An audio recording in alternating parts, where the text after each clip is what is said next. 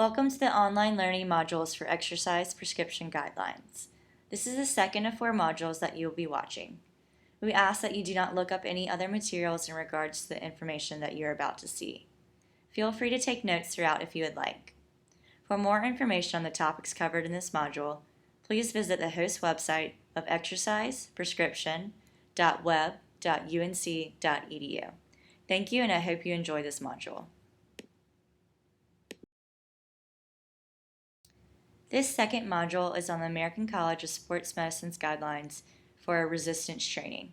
It is important to note that these modules are focused on the guidelines for sedentary, healthy individuals.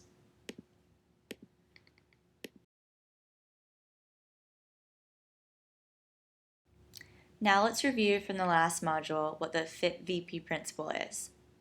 All of the guidelines are based on the FITT-VP principle for exercise prescription. FITT-VP stands for the frequency, intensity, time, type, volume, and progression of exercise.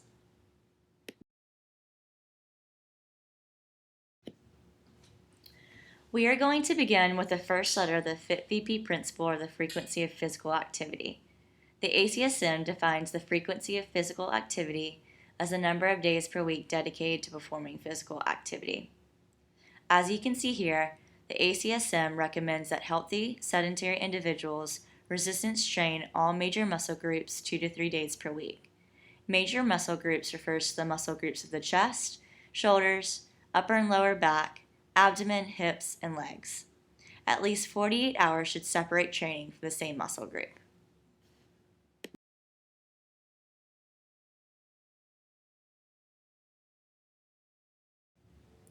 We just went over that the ACSM recommends resistance training all major muscle groups 2 to 3 days per week.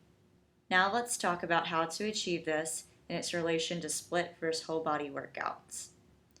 A split resistance training workout is when a person trains only selected muscle groups in a training session. For example, a person might train the lower body muscles, such as the legs, hips, and glutes, on Tuesday and Friday, and the upper body muscles, such as the chest, shoulders, upper back, and abdomen, on Monday and Thursday. This would allow for 48 hours between training sessions for a muscle group. The benefit of this type of workout is you are able to focus on certain muscle groups for a longer period of time during a training session, which can improve muscular endurance or hypertrophy depending on the volume of exercises performed. Split workouts, however, would require a person to resistance train 4 times per week because they would need to hit each major muscle group 2 times. A whole body resistance training workout is exactly what it sounds like. It focuses on targeting all of the muscle groups in one training session. Whole body resistance training programs are usually recommended for beginners.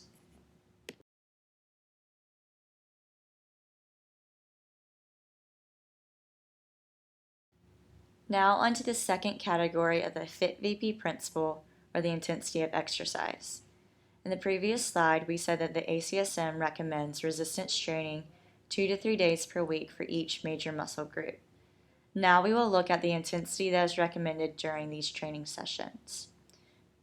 First, let's go over a few terms. Repetition maximum, or RM, is the maximal amount of weight lifted one time only, then fatigue. 1 RM is the maximal exercise test for strength. The ACSM recommends that movements are 40 to 50% of a person's 1 RM for sedentary individuals looking to improve strength. This is classified as light intensity activity. After about 1 month of an individual performing 2 to 3 sessions per week of this light intensity resistance training, they can progress to 60 to 70% of their 1 RM. This intensity is recommended to improve novice to intermediate exercisers' overall strength. We will go into the progression of resistance training in a little bit later in this module.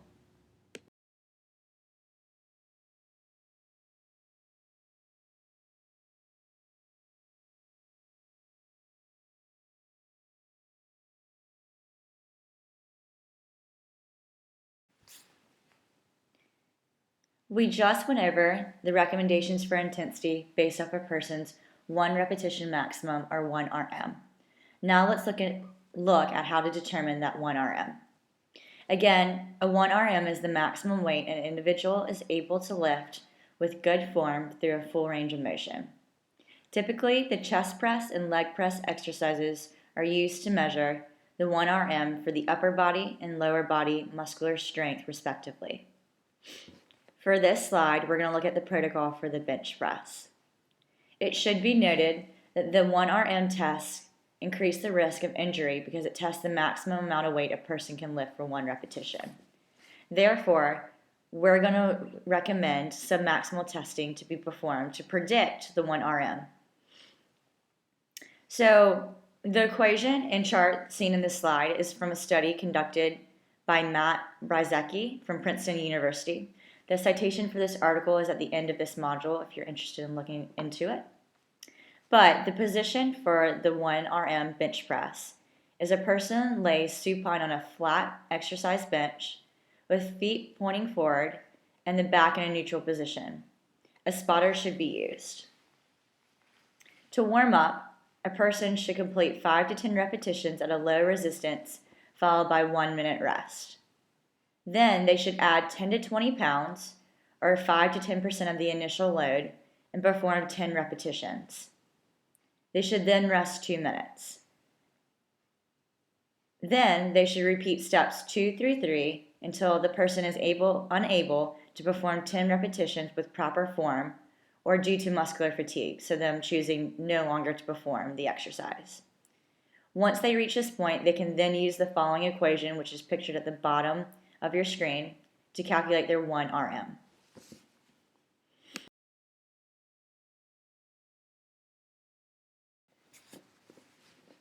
Now, you may remember this slide from the cardiorespiratory module. The overload principle also applies to resistance training. Let's now apply this to a resistance training session where a person is performing dumbbell chest presses for a set of 10 repetitions. This exercise is depicted in the picture on this slide. During this exercise, the person is going to flex at the elbows and slowly lower the weights down towards the chest, and then press the weights back up to the starting position. This lifting and lowering of this weight that the body is unaccustomed to lifting, or in other words, activity that is higher than the demand of daily activity, is the stimulus that is depicted in the picture. So where you see the word stimulus with the arrow going to it. This unaccustomed stress of lifting and lowering the dumbbells causes fatigue as the body tries to respond to the demands placed on the bones, joints, muscles, and tendons. The body, however, has many protective processes aimed to maintain homeostasis. Therefore, during recovery, the body will adapt or compensate for the stresses placed on the body. You may have noticed the little bump in the graph labeled overcompensation. The human body is highly effective at bringing itself back to homeostasis, and in this instance, the body will actually overcompensate for the stress placed on the body before returning to a homeostatic state.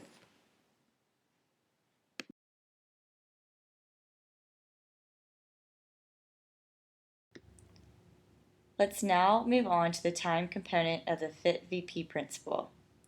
The ACSM does not have a specific duration of time that they recommend for resistance training for sedentary, healthy adults.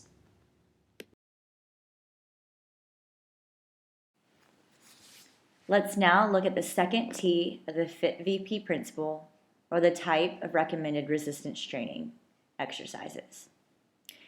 The ACSM recommends that sedentary, healthy adults perform multi-joint exercises affecting 1 or more muscle groups that target agonist and antagonist muscle groups. Single joint exercises targeting major muscle groups can also be included. The major muscle groups are the chest, back, shoulders, biceps, triceps, abdomen, quadriceps, and hamstrings. 8 to 10 exercises should be performed targeting these major muscle groups. And again, it should be noted that the agonist muscle is the prime mover, or the muscle that causes a body part to move when contracted. And again, the antagonist muscle is a muscle that relaxes while the agonist contracts. So, for example, during a bicep curl, the biceps are the agonist muscle, the one contracting, and the triceps are the antagonist muscle, the ones that are relaxing.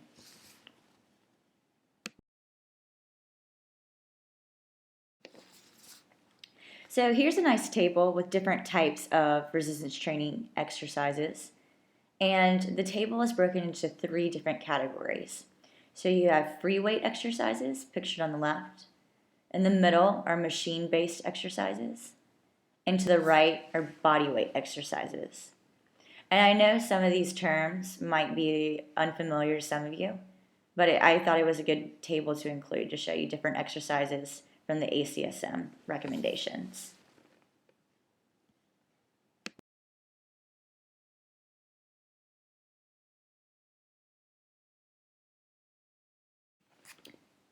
Now onto the V of the FITT-VP principle, or the recommendations for volume of resistance training. The ACSM recommends that a person perform 2 to 4 sets per muscle group during a training session. This could be accomplished by performing the same exercise for 2 to 4 sets, or by doing, say, 2 different exercises that both target the same muscle group, for example, the shoulders, for 2 sets each. These exercises should be performed for 8 to 12 repetitions. The intensity of resistance training and the number of repetitions are inversely related. That means that if you are lifting a weight that is very hard for you, or a higher percentage of your 1 RM, then you would perform less repetitions, let's say 6 to 8. This lower rep range will focus more on muscular mass and strength gains. The opposite is also true. If the weight you're using is not as challenging, then you would want to perform closer to the end of the range at 12 repetitions. This would improve muscular strength and to some extent muscular endurance. Also, it is important to understand that you do not need to perform the same number of repetitions each set. As the muscles begin to fatigue from an exercise, the number of reps completed may also decrease. For example, you may perform 2 sets of 12 shoulder raises and decrease to 10 repetitions on the 3rd set at the same weight as the previous 2 sets. The goal is to overload the muscle enough to cause fatigue by the end of the exercise, so the last few reps are challenging, but not so hard that the muscles begin to fail. It is then recommended that a person rest for 2 to 3 minutes between sets. It should be noted that these recommendations are for sedentary, healthy adults to improve overall strength. For individuals interested in solely endurance, hypertrophy, or power resistance training, the recommendations are much more detailed in terms of number of repetitions, rest intervals, and sets of exercises. This recommendation is aimed to improve general fitness levels and improve functionality.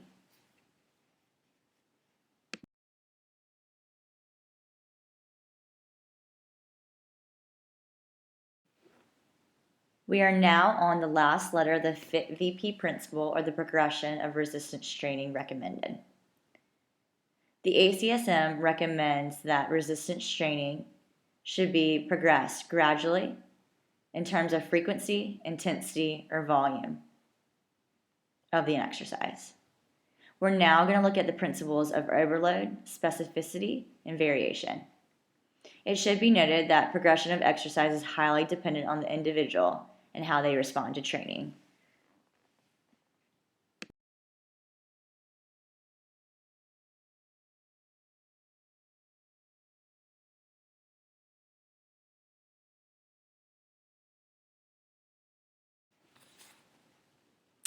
In the earlier intensity slide, I talked about how during the overload principle, an unaccustomed stress acts as a stimulus to the body to respond to the demands placed on it.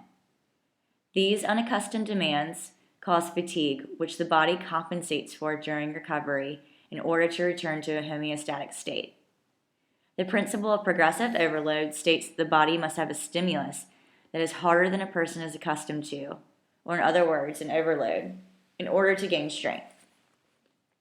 As the muscles adapt and become stronger, the stimulus must gradually increase in order to elicit greater strength increases. In a practical resistance training setting, this would mean a person would need to lift a heavier weight than they're accustomed to. The ACSM recommends that a person increase the intensity of exercise by 2 to 10% of their 1 RM after they are able to complete 1 to 2 reps over the recommended repetitions for 2 consecutive training sessions. The lower end of the range, or closer to 2% increase, is for smaller muscle groups. And the higher end of the range, or closer to 10% increase, is for larger muscle groups. Now, let's look at the picture at the bottom. This is a great way to visualize what the principle implies. You can see that the boy starts by carrying a small calf on his shoulder. As the calf becomes larger, it has gradually caused an overload on the boy's muscles that he has had to adapt to. The boy, in turn, became stronger as the bull grew because he was continuously challenged to carry a heavier load as the bull grew bigger. This represents progressive overload. It should be noted, however, that overloading the muscles too quickly or too much can lead to injury. Progression of exercise should be gradual and be from an increase in either the frequency of training, the volume of exercise, or the duration of training. The ACSM recommends that a person consistently resistance train for 6 months before progressing.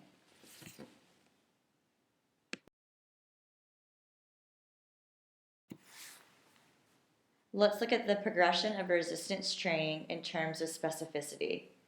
The principle of specificity states that training responses and adaptations are correlated to the type, frequency, and duration of exercise performed. So a person must ask themselves, what is the goal of their training?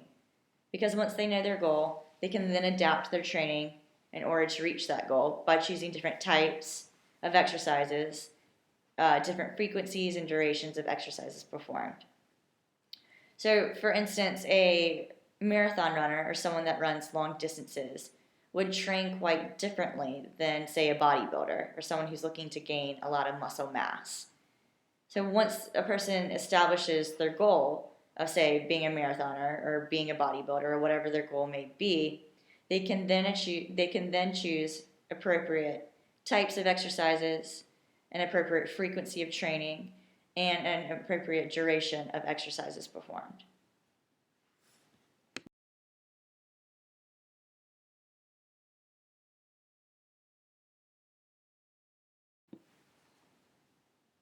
Before we go farther into the progression of resistance training, let's go over a few terms. Muscular endurance is the ability of a muscle or muscle group to repeatedly exert a submaximal resistance. Muscular strength is the ability of a muscle or muscle group to exert a maximal force. Muscular hypertrophy is the enlargement of muscle size. And muscular power is the maximum power output attainable during a movement, or in other words, explosiveness.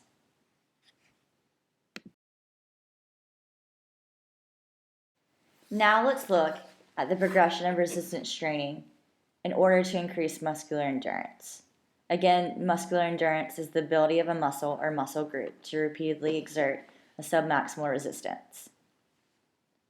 The ACSM recommends that the intensity is less than 70% of a person's 1 RM. They perform 2 to 4 sets with repetitions between 10 to 25 reps, so a high rep range. And they rest 30 seconds to 1 minute between sets.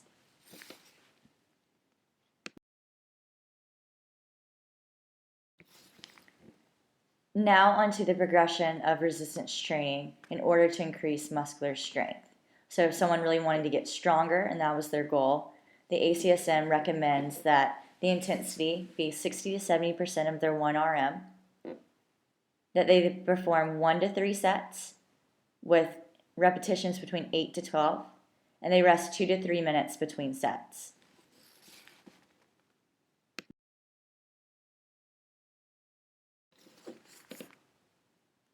The progression of exercise in order to increase muscular hypertrophy. The ACSM recommends that the intensity be 70 to 85% of the 1 RM, or 1 repetition maximum, that a person complete 1 to 3 sets of 8 to 12 repetitions and rest 2 to 3 minutes between sets. So a higher intensity than was noted for muscular endurance and muscular strength.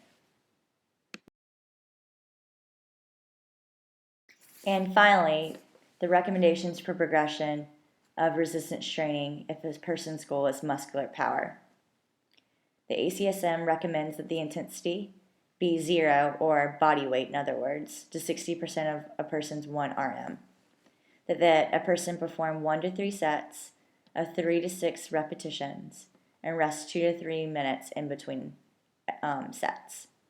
And again, muscular power is the maximum power output attainable during a movement, or a lot of people like to call it explosiveness.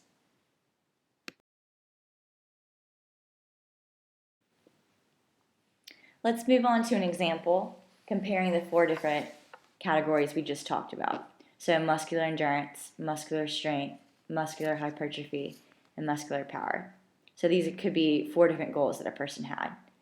And for this example, it should be noted that a person's 1 RM, or 1 repetition maximum, is 100 pounds, which also equals 45.4 kilograms. So let's start with muscular endurance. The recommended intensity was less than 70% of a person's 1 RM, and that would correlate to 70 pounds or 31.8 kilograms or less. The sets would be 2 to 4 sets. A person would perform 10 to 25 repetitions, and they would rest 30 to 60 seconds. Now, if a person's goal was muscular strength and their 1 RM was 100 pounds, they would perform exercises with an intensity of, say, 60 to 70 pounds, or 27.2 to 31.8 kilograms. They would perform less sets, so 1 to 3 sets. The repetitions would also be less, say 8 to 12 repetitions, but they would rest for a greater amount, 2 to 3 minutes. If a person's goal was muscular hypertrophy, they would train at 70 to 85% of their 1 RM, which would correlate to 70 to 85 pounds, or 31.8 to 38.6 kilograms. And they would perform 1 to 3 sets with 8 to 12 repetitions and rest 2 to 3 minutes. So if you're looking at muscular hypertrophy versus muscular strength, you can see that even though the sets, reps, and rest are the same, what's different is that a person's training at a higher intensity, so a higher percentage of their 1 RM. So 70 to 85% of their 1 RM compared to, with muscular strength, 60 to 70% of their 1 RM. And finally, let's move on to muscular power. So if a person's goal was to improve their explosiveness, they would perform either body weight or up to 60% of their 1 RM in intensity, which would correlate to either body weight exercises or 60 pounds or 27.2 kilograms. It's recommended that they perform 1 to 3 sets of 3 to 6 repetitions, so the least repetitions of all 4 of the categories, and that they rest 2 to 3 minutes in between sets.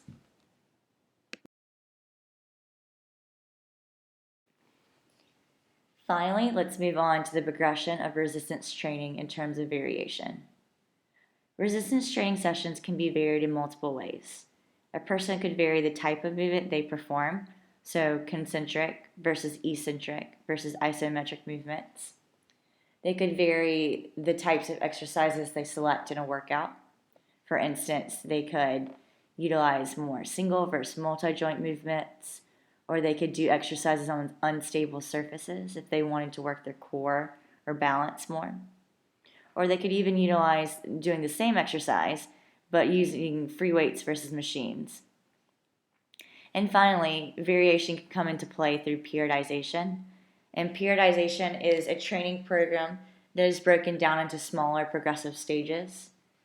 This is great for athletes, for example, that have training seasons and then off seasons, because then they can periodize their training to accommodate when they're in season versus when they're out of season.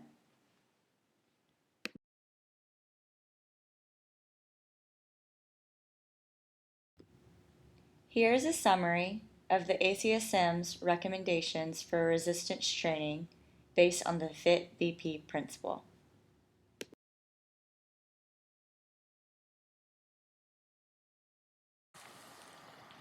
Thank you for watching this second module on the ACSM's guidelines for resistance training.